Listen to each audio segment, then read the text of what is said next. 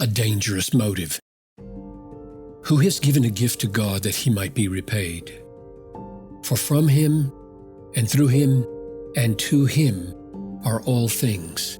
To him be glory forever. Romans 11:35 and 36.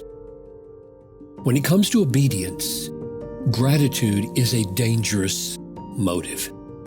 It tends to get expressed in debtor's terms. For example, look how much God has done for you. Shouldn't you, out of gratitude, do much for him? Or, you owe God everything that you are and have. What have you done for him in return? I have at least 3 problems with this kind of motivation. First, it is impossible to pay God back for all the grace he has given us. We can't even begin to pay him back because Romans 11:35 and 36 says, who has given a gift to God that he should be repaid? Answer, nobody. For from him and through him and to him are all things. To him be glory forever. We can't pay him back because he already owns all that we have to give him, including all our efforts.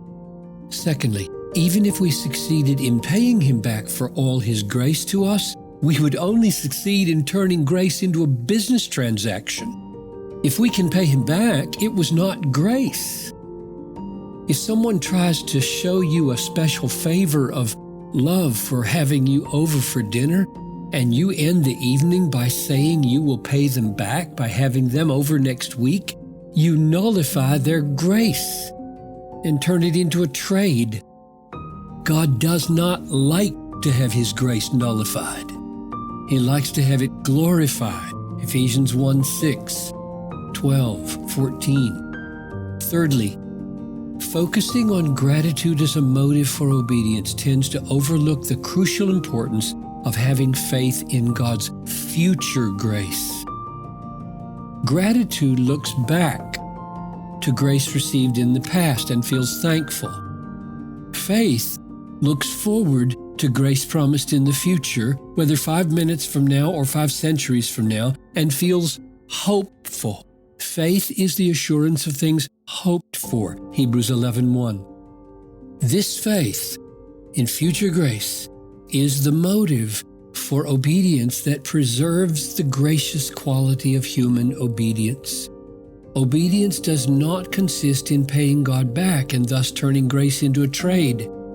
Obedience comes from trusting in God for more grace, future grace, and thus magnifying the infinite resources of God's love and power.